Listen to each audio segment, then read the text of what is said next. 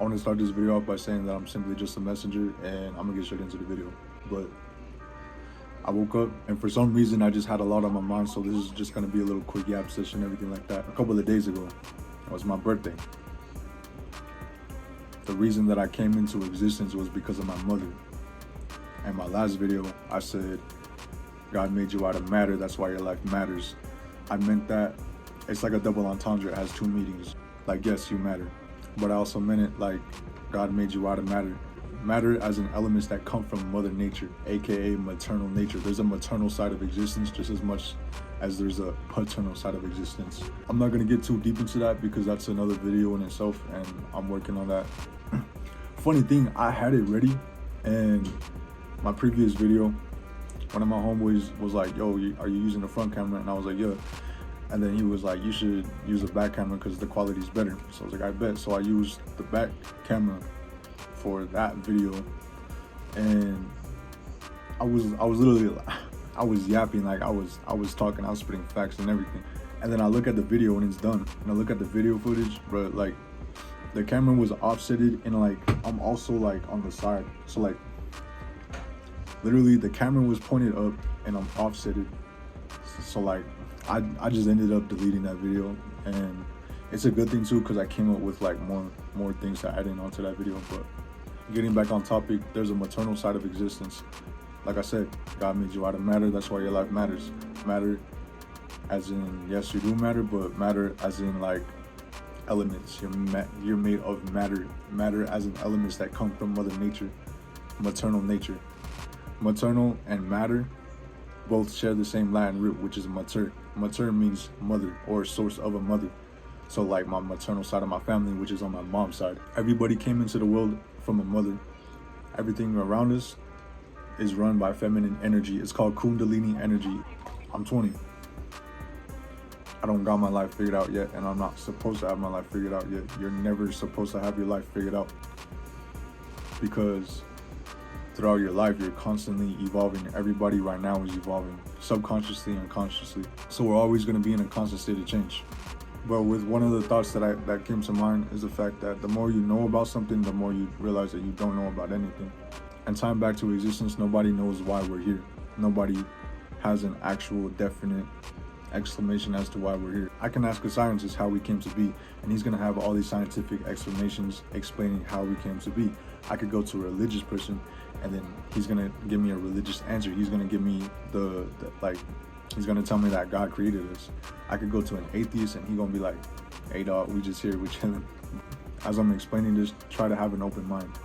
At the end of the day, they're all man-made answers. Like for an example, I can believe in God. At the same time, it's a choice of me. We have all these reasons as to why we came to be, but I feel like it's more of a coping mechanism.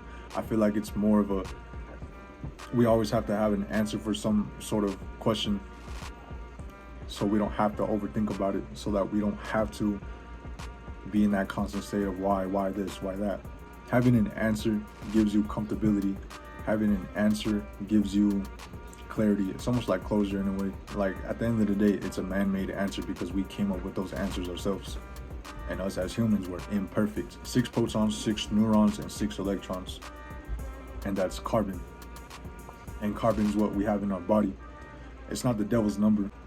666 is literally just a representation of imperfection. For that to be a representation and for us to have that within our bodies, it makes sense that us as human beings are imperfect, but at the same time, we're all made out of God's image.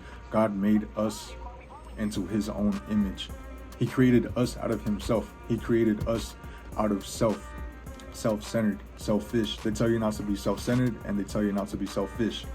Before I get into that, if God created us into his own image, and he created us out of himself, then wouldn't that mean that we're part God? If we got a part of God within us, I'm not mocking God or anything like that, but if he made us out of a part of himself, he created us out of self, then that would make sense why I can connect to him. I got a part of God inside of me, which is my body. My body is the temple to connect to God. God created us out of self. Basically, God created us out of himself, so technically we got a part of God himself within us. That's what allows us to connect to God. You know what I mean? Like the pineal gland too. I got a pineal gland. That's a part of the universe that allows me to connect to the universe, because once I line my chakras up, that's when I can talk to the universe. That's when I can manifest. That's when I can astral project. Certain things like that. So wouldn't that make me part God? God can create life and he can also take life. I can create life too. God forbid, but I can take life too. If I'm part star, because we're all made out of the same elements as stars in outer space. It's called spectroscopy. I'm gonna talk about that into my next video about maternal side of existence and everything like that, because it does tie hand in hand with everything else. But it's called spectroscopy. Basically, elements can absorb and emit light. So they use the study of light. They shine it onto whatever element. That element has a barcode. It's literally like a fingerprint, but with light. So it has its own light signature / DNA. So they shined a spectroscope onto a star, and they found carbon signatures. They found hydrogen signatures. They found all these signatures within that star, which is the same elements that we have. So in a way, we are part star. That's why our body needs the sunlight. That's why we need vitamin D. The only natural source of vitamin D is the sunlight. So the way I see it, and the way I've been seeing it, is the fact that we're all connected into one universe.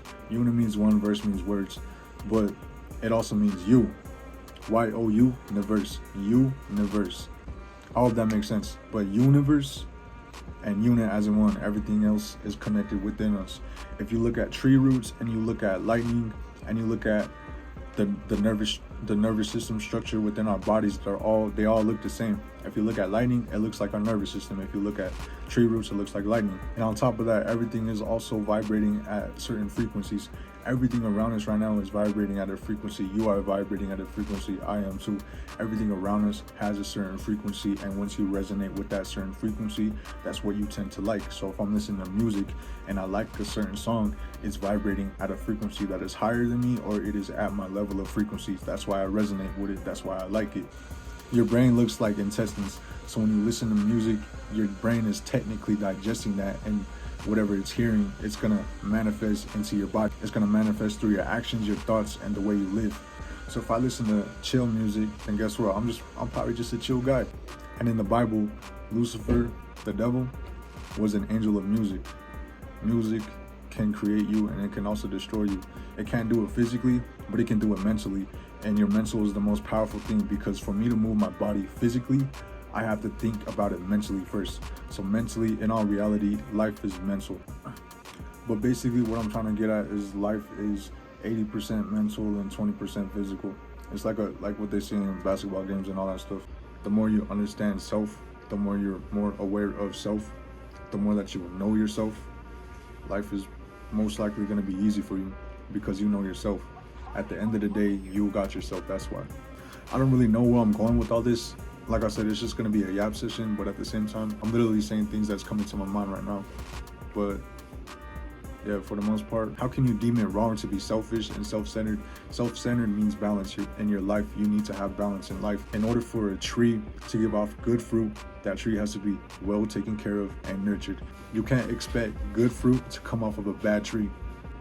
For the most part though, it's a quick yap session, and I just wanted to upload a video, and it's been a little minute since I've uploaded since my last video. I'm making a part 2 to that. I got stuff on the way, but for the most part, that's all I got for now. Hope you guys have a good day.